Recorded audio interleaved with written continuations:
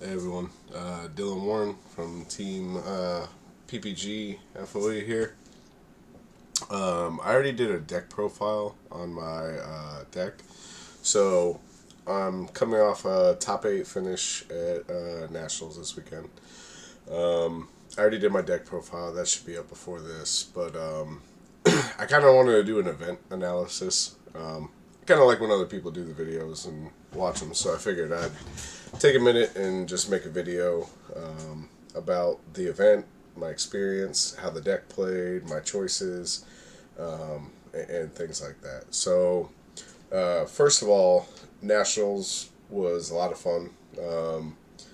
With the COVID restrictions and travel restrictions and people stressing about the vaccination rules and not having the cards last minute, there were a lot of things that were concerning people. And I gotta say, hats off to Fashbiner and Core. The event was very well ran. I had a blast. Very fun. Shout outs to the team. Was fun hanging out with everybody and testing leading up to Nats and everything. Eddie and George for you know taking care of us, making sure we had everything we needed and we were all set up in our rooms and everything. So the funny thing is part of how I picked this deck. Like even up until the last minute, everybody was trying to talk me out of playing Gogeta Zeno, mainly because the RNG. I'm pretty glad I picked it though. And part of what made me make the decision to play it was even on my worst mills with the deck, I was still winning a lot in testing. And then if I had good mills, I was winning by a lot. So even up until the last minute, I flipped a coin to decide the deck. Actually, the night before, I literally flipped a coin between this and Sin Shenron. Sin Shenron gives this deck a hard time. Got heads instead of tails. Got Gogeta Zeno. So, and I was still debating it. I had both decks, and I was debating on changing my mind literally up until the last minute and settled on this. So, I already did the deck profile. I won't talk about the deck in detail as much, but I'll start just going through the rounds. So, we get there. My round opponent's Green Vidal. I liked his deck. Great player. Had fun playing him. I feel like I almost got complacent, so I start the game. Game one, I knock him to 3 life, I think, turn 2. I'm very ahead, but he's able to stall the game out with Dormant Potentials and Topo Boos. And he actually almost ends up killing me with the Fighting Against Fates because I jumped out to an early lead and I kind of got complacent and I almost let him kill me on the crackback, but I was able to fend him off. Game 2, I respected him a lot more. And I played a little tighter and it wasn't as close. So I started that one out 2-0. Always feels pretty good when you start out 1-0 at Nationals. Round 2, I played Red Jiren. Pretty funny because Juha actually tested me with Red Jiren the day before, and he beat me one of the games. Helped me with some of the deck choices. One of the things was I realized I kind of missed this Kai because I was playing Power Burst with 2 of the 10k combo Kais. Playing against Jiren really made me miss that battle card warping. Also, kind of aided my decision in playing Petrification. So, shout out to Juha. Great teammate, great guy. Picked us up from the airport. Enjoyed hanging out with him. So I play Red Jiren. I feel pretty good because I just had testing with it the day before. Game 1, I win pretty handily. I do all the right things. It's not too close. Game 2's going very well for me. We get to a point where he's at 2 life. He's got 1 energy up. I've got like 14 cards in hand to his 4. So really I'm at a point where I'm only going to lose if I punt the game. And then I proceed to punt the game. So I play the 30k Goku, this guy. And I swing, I throw a double strike, I dump all my hand. And then he catches me with Heroine's Lineage. Steals the battle card. I speed scoop because we need to go to game 3. We're in time, and then that's where this choice comes in. Absolutely, with the new time rules, you have to play this card. Maybe you can side it, but you can't not play this card in a black deck.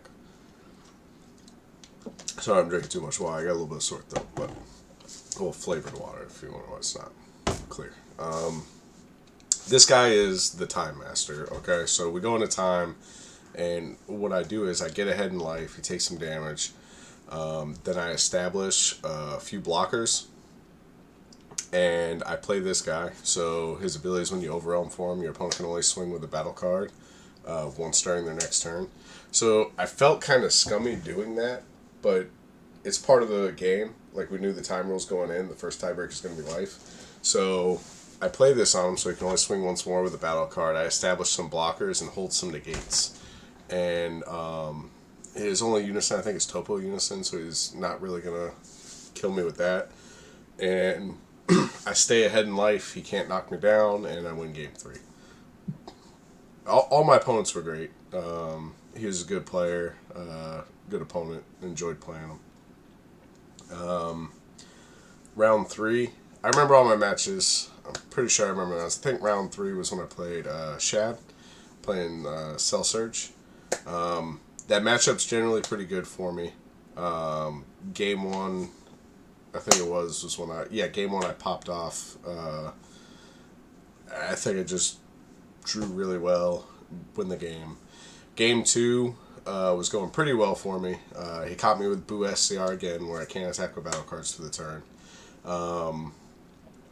But he got me to a point where I was tapped out, and I told him if he had the Fighting Against Fates, he could have killed me, but he didn't play it. So, again, good opponent, fun match. If he did have it in that moment, he probably could have killed me and pushed it to a game 3. Round 4, I think that's when I played our previous national champion, Brian Samuel. Played him a few times. This was our rubber match. The first time that I played him, I was playing Maj Vegeta. He played Green Gotenks down in PPG Miami event, and he 2-0 scraped me on stream. You can probably find that video somewhere and watch me get beat down if you want. Then we rematched. This one is also on stream, and you can find it if you want, in the U.S. Finals. So it was me and Brian Samuels. So funny thing about that, somebody did like a poll of who people thought was going to win the U.S. Finals, and I think Brian Samuels was like 98% predicted to win. And then I saw, well, great, I play him first. He 2-0 clapped me the last time we played. Let's do this. So I beat him 2-0 on the stream there. So this was our rubber match at Nats, and kind of had an unfortunate ending. But I was thinking, I beat him the last time, so I'd probably due for a whooping. And I even told him that before the event, that if we played, he was probably going to beat me in the rubber match. But I got game 1. It was pretty close. Came down to 5K combo, so I didn't just beat him down. Really good opponent. He's playing Meki Kabura. Very close. I barely squeaked it out. Game 2, the reason why I say it was unfortunate is because neither of us knew the rules. And granted, I was talking about knowing the time rules before, but we didn't realize that when you go into Game 2, the winner of Game 1 just gets it. You don't do turn 0, 1, 2, 3. So he was turn 0, and he's trying to kill me. And then the judges came by and told us the rules and said the game's just over. So it was unfortunate. That's not how I wanted to beat him. But it got me the win, and then we moved on. So, Brian, you're a great opponent. Appreciate the match. You'll probably beat me the next time. So the next round, I played Sin Shenron. And this is a 4-0 Sin Shenron, so I know he's a good player. And we were testing that match the night before. Me and Johnny Teo, shout out to Johnny. He helped push me on some of these deck choices. Like moving this to 3. Kind of talked me into moving Smoke Dragon to 3 and not playing it at 4. So he was, pitching some ideas off me. And we were testing Sin the night before. And even he was thinking, like, man, I just don't know how I beat this. I played him with my Sin deck, and I'm like, yeah, it's really bad. I don't want to face it. So I play against Sin. I'm thinking it's going to be bad. I think he won the die roll. Game one, I beat him. Luckily, because I also play Sin, I know how to beat it. It's not easy for us as Gogeta Zeno, but I know how to beat the deck. You have to play thwarting and leave it in active mode. You can't swing it with it. You need to put them in a situation where they have the power of a Super Saiyan and then Haze Shenron it. If you leave it inactive and don't swing with it, they might negate the effect, but they're not going to kill it unless they power Super Saiyan Haze. And it depends on who goes first and how that match plays out, but that's the way you have to play it. I did that. He actually didn't play the 9-drop because he knew if he played it, I was just going to warp it. So he didn't play the 9-drop trying to play around it, and then I ended up killing him.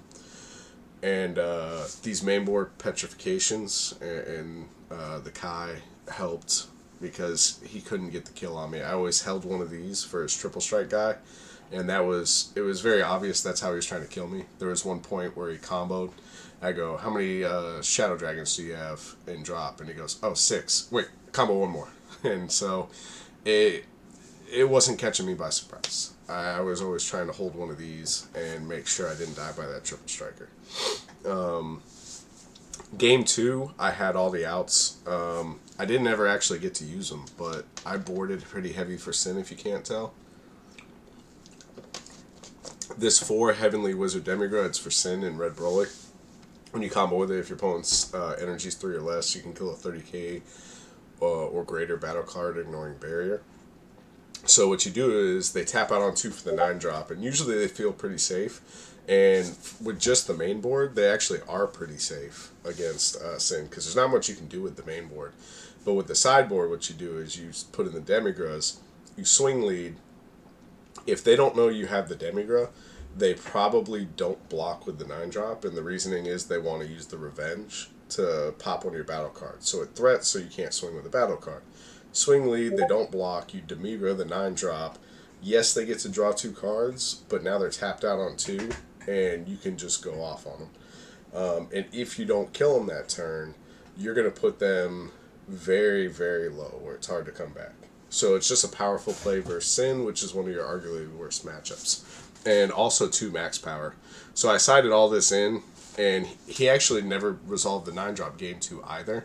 But I had the 3 Demigra and 2 max power all in hand. So if he resolved it, I actually wanted him to tap out for it at the time. But he never did. Okay, good opponent, was fun. Going in around 6, I'm feeling pretty good. I'm running hot.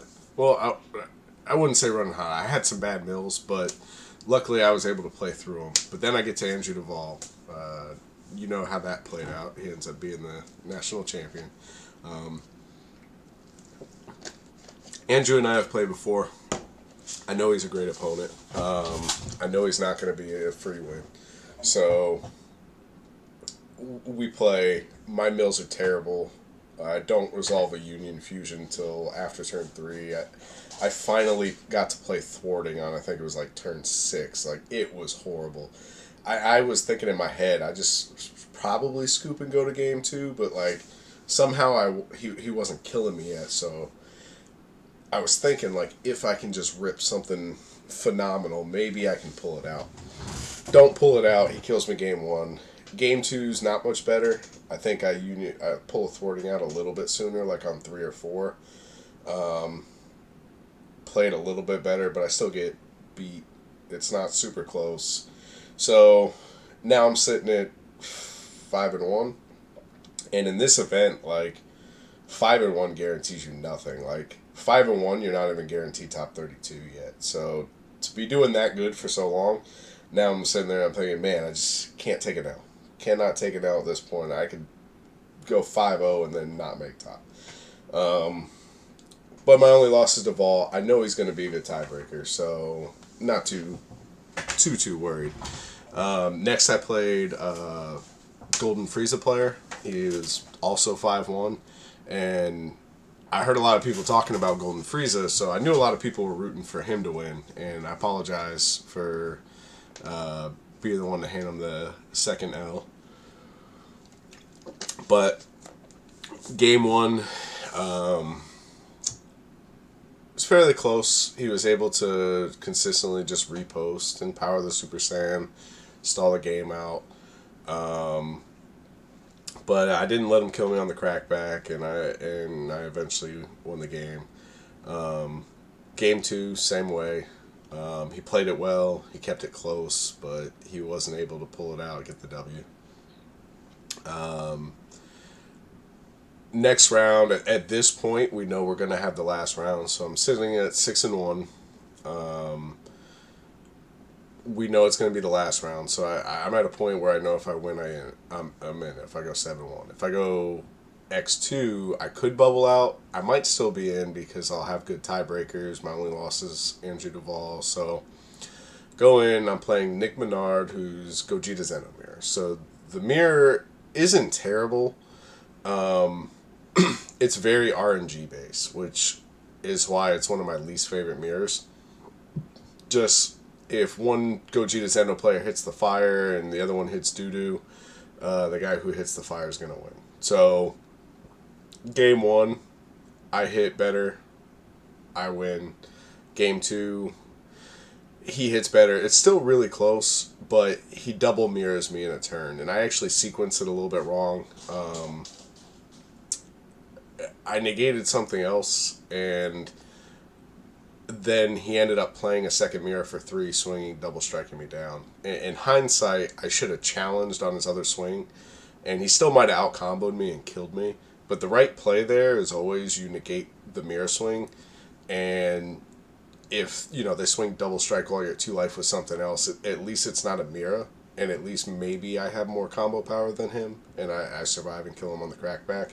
But instead, I negated, it might have been a thwarting or something. I negated some other threat, and then he got me with the mirror. And 3 were gone, so, it's one of those things where, if he's got the 4th in hand, I guess he's got the 4th in hand.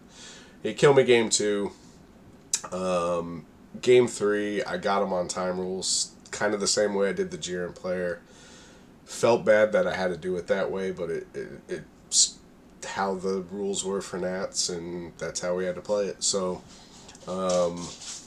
we get to a point where he goes to 4 life. I'm at 6. It's I'm turn 2, so he's gonna be turn 3. And no, I was turn 1, then he was turn 2. But if I'm ahead in life going into turn 3, I just pass and I win, so it's fine. So I resolved this Bardock. I think I had 2 of this blocker on board, and I had 1 energy up, and I had, I think, a Kai Negate and a Petrification, so I could play it either way. He milled... He never milled a mirror unison, and he didn't have one in hand, so he didn't have the unison to get the extra swing. He needed 2, 1 to play it and 1 to uptick it. And even then, I could have negated, but he needed that extra swing to have a shot. And there was just too many blockers and negates, and he could only swing with a battle card once. So it's unfortunate, again, that's how I had to win. But now I'm 7-1. They announced top cut. Feeling pretty good, and I get there. Going into day 2, one of the other matchups I don't like, because I play King Cold a lot, is King Cold. I know as a King Cold player, I felt very good against Gogeta Zeno. I felt like it was a matchup that I don't think I ever dropped a game to it when I was playing King Cold against Gogeta Zeno.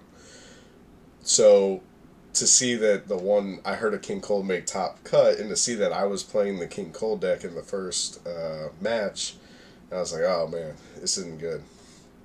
And when we get there, one of the unfortunate things of the event is we get there, I sit down for the match, and I just start feeling nauseous. I think, in hindsight, I had, food poisoning from something I ate, but I feel like death. So, I'm playing in the match against him.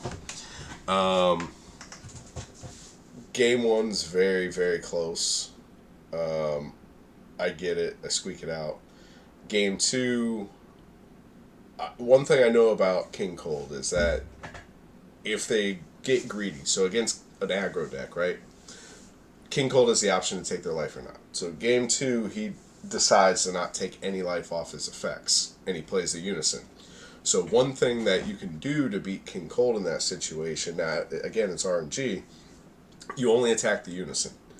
And the reason is if they run out of unique field cards to play and they stay at 8 life and you never go at life until they finally get smart and let the unison die and start taking life down, they can't draw cards. And then you get so far ahead you just win.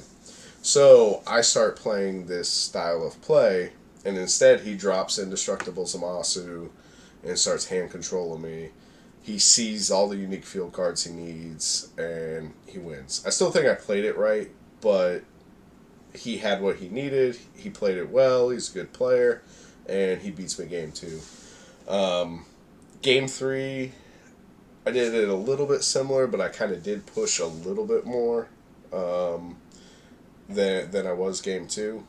I didn't want to get stuck in that same situation and get completely hand controlled.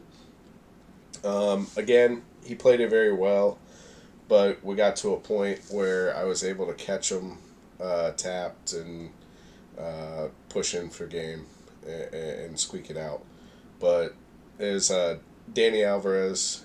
He's a great player. I saw Brian Samuel before. I saw his post saying, that he was rooting for Danny and Danny could take it home. So I got Brian Samuel in Swiss, and then I told him I'm playing your boy. I gotta try to beat him.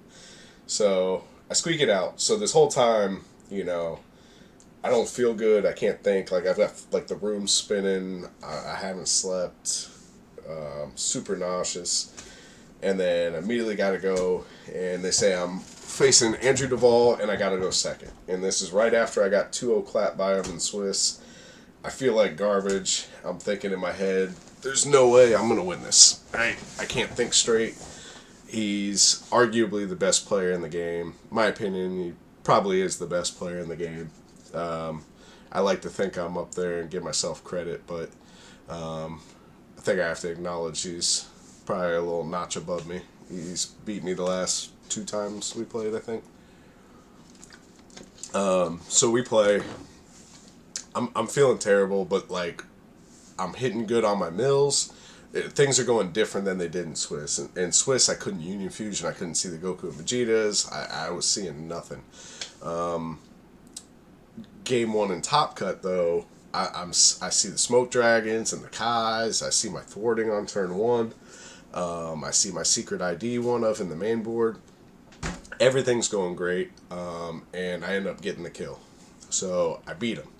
So at this point, I was really kind of down on myself, and I was thinking, I can't beat Duvall going second, not being able to think straight, and then I pull out game 1. So we go into game 2.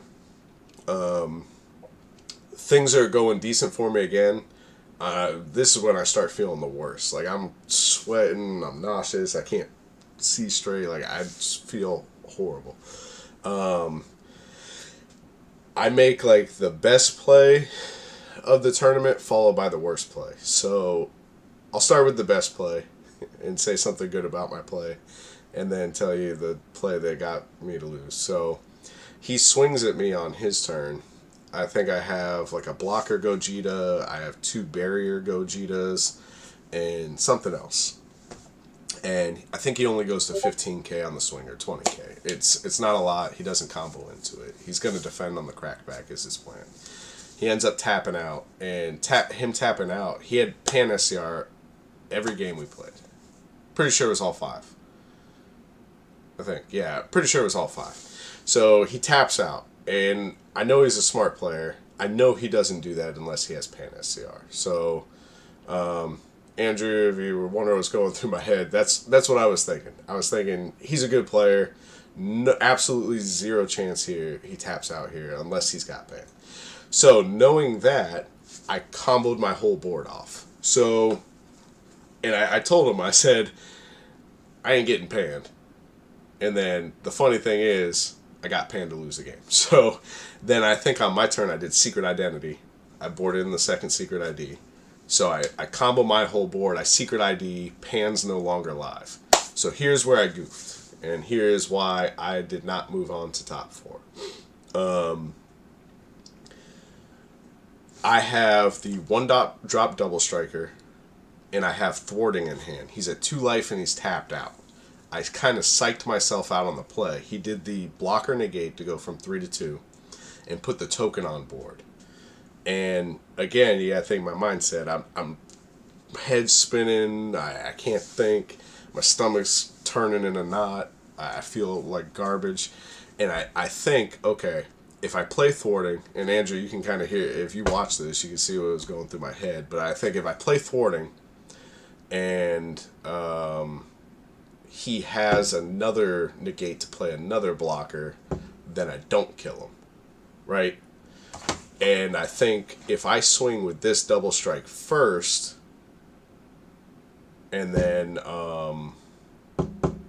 he blocks it, then I can play thwarting, and then if he has the other gate, I can warp the blocker. Here's where I messed up. I forgot that the battle card count went up. So he was at 3 battle cards, and when he negated and played the token, we now have 4 battle cards, and he can pan me.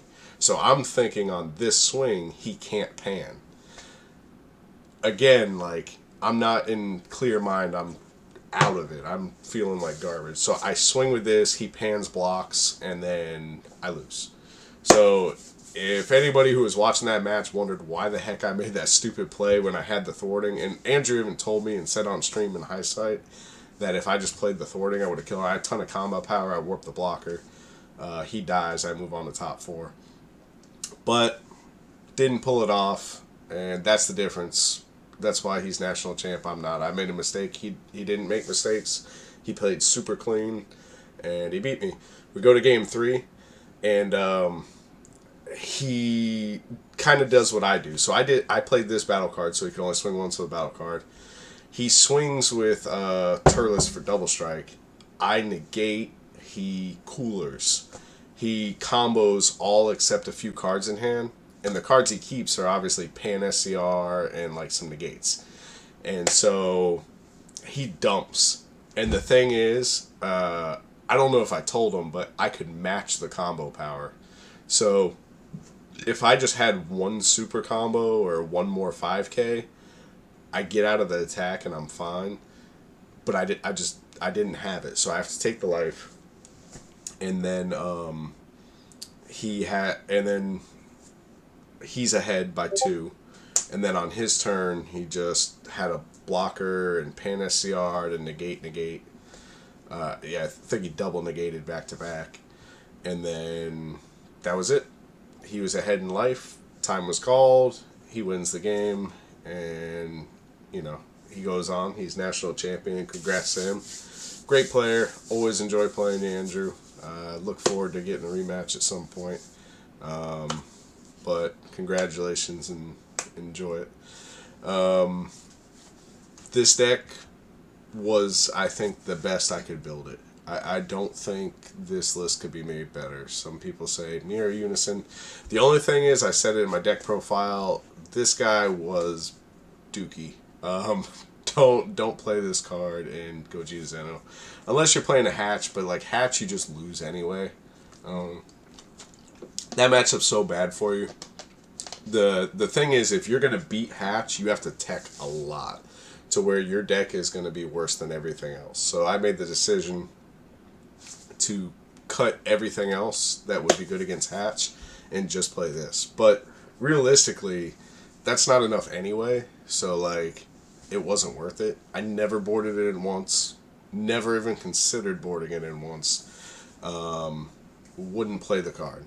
But everything else, fantastic. I think all these ratios are perfect. I know that's like tooting my horn and talking highly, but obviously the results were good. Like, honestly, if I played better, I'm in top 4. I might win, but like, the deck was clean. I just needed to play better. But that's how it goes. Top 4 at nationals, top 8 at nationals. You can't make a mistake. You make a mistake, you're not national champion. So it wasn't my day.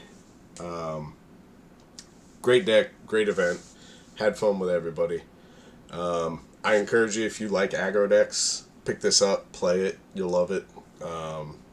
it's probably the most consistently good aggro deck in the game. I have a few other aggro builds that can maybe go a little faster, but this deck can pivot. There were a lot of games where I went to like turn 6, turn 7 for some reason, and still won games. Sometimes you get the bad mills, you have to play very smart to get the games. Like, some people get bad mills and they'll panic and they'll punt. But you just play composed, you get bad mills, you still pull it out with the deck.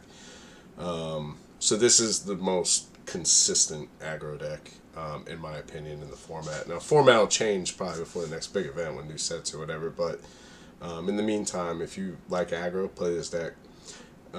Like always, subscribe to the channel, PPG, FOE, buy from George, give you the best deals, great guy.